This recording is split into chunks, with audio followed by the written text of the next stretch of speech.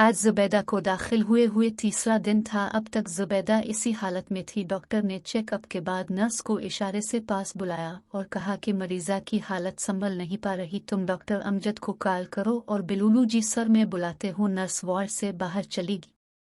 Doctor साहब मरीजा की हालत दिन ब दिन बिगड़ती जा रही है, अब क्या करना चाहिए? हाँ मैं भी यही सोच रहा हूँ, सारे टेस्ट तो क्लियर हैं, फिर भी कुछ समझ नहीं आ रहा। डॉक्टर आपस में डिस्कस कर रहे थे कि बाहर से नर्स चलाती हुई अंदर आई। सीन वो मरीजा की हालत फिर से खराब हो गई है, चलिए अब सब बाहर चलें। डॉक्टर ने अरशद की सारी फैमिली को बाहर भेज दिया और पंप करने लगे, मगर अब बहुत देर हो चुकी थी। जुबैदा खालिक हकीकी का जामिली थी। डॉक्टर बाहर आमिस को आतारा और अरशद को हौसला देते हुए बोला, सब्र रखो। क्या मतलब डॉक्टर साहिब? सॉरी हम बचा नहीं पाए। इतना सुनकर अरशद और सब रोते हुए वार्ड में चले गए। अरशद अब शदीद रंज से 2.4 था, उसे समझ नहीं आ रही थी कि क्या करूं।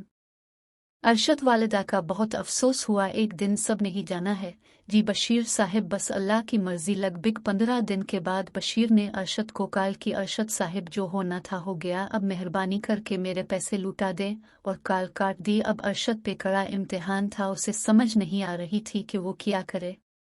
अरशद ने बशीर के पैसे देने के लिए अपना दूसरा मकान सेल कर दिया और बशीर को पैसे दे दिए। अब ना कोई नया ऑर्डर आ रहा था और न ही अब किसी मार्केट में अरशद का माल डिलीवर हो रहा था। अरे सर आपका माल किस तरह ले लें हम? एक तो आपकी कंपनी को खसारा जा रहा है और माल भी वक्त पे नहीं पहुंच पाता। सॉरी सर, हमने किसी और से ईगर मिनट कर लिया है। अरशद जो अपने मुलाजमीन को मार्केट ऑर्डर लेने भेजा करता था, अब खुद के जाने पर भी इसकी कंपनी का माल कोई ना ले रहा था। बशीर ने इस कदर अरशद को गंदा कर दिया था कि मार्केट में अरशद की कोई वैल्यू बाकी ना रहेगी थी। मार्केट में अरशद ने इतना लोन ले लिया था कि अब चुकाना मुश्किल हो रहा था। अरशद शदीद मायूसी का शिकार हो चुका था, अब इसे कोई भी रास्ता नजर ना आता था। बचा कच्चा रुपया भी अरशद ने लगा दिया था, मगर कोई फायदा हासिल ना हुआ।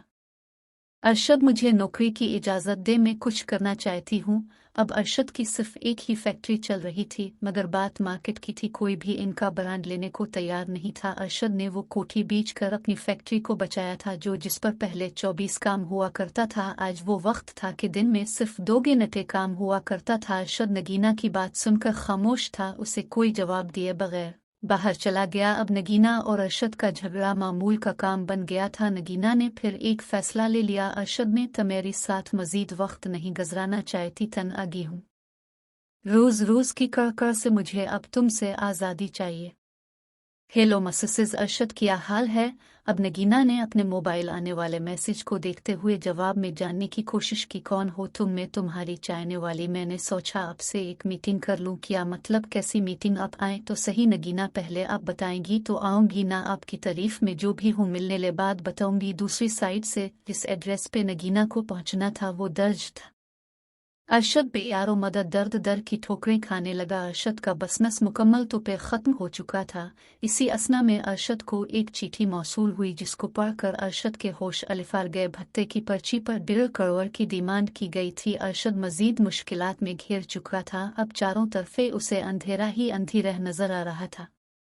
नगीना शाम ढलते ही बताए गए एड्रेस पर पहुंच गई। जी मोहतरमा, पहले ये बताएं मेरा नंबर किधर से लिया और मुझे बुलाने का क्या मकसद था? नगीना साहिबा, मकसद तो अभी पूरा होना बाकी है। तो मेरी हस्बैंड ने मेरी इज्जत के साथ खिलवाड़ किया था, उनमें से मैं एक हूँ। मेरे साथ भी इसने शादी के ख्वाब सजाए थे। मेरा नाम अलीशा है, वो मेरे जज्बात से खेल रहा है। उनसे मुझे कई बार इस्तेमाल लिया और फिर छोड़ दिया। नगीना ये सब सुनकर शदीद हैरान हो रही थी कि अरशद ऐसा है।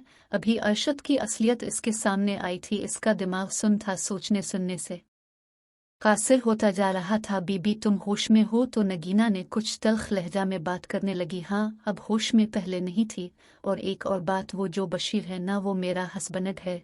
जो कुछ अरशद ने मेरे साथ किया वही कुछ तो मेरे साथ होने लगा था, मगर तुम किस्मत वाली हो, बच गई हो। खैर मैंने इसे तबाह करना था, पस कर दिया। अभी आगे देखो होता है क्या। औरत जब इंतकाम पे आ जाए तो नस्लें बिगाड़ देती है, और वैसा ही इंतकाम अब अलीशा ले रही थी।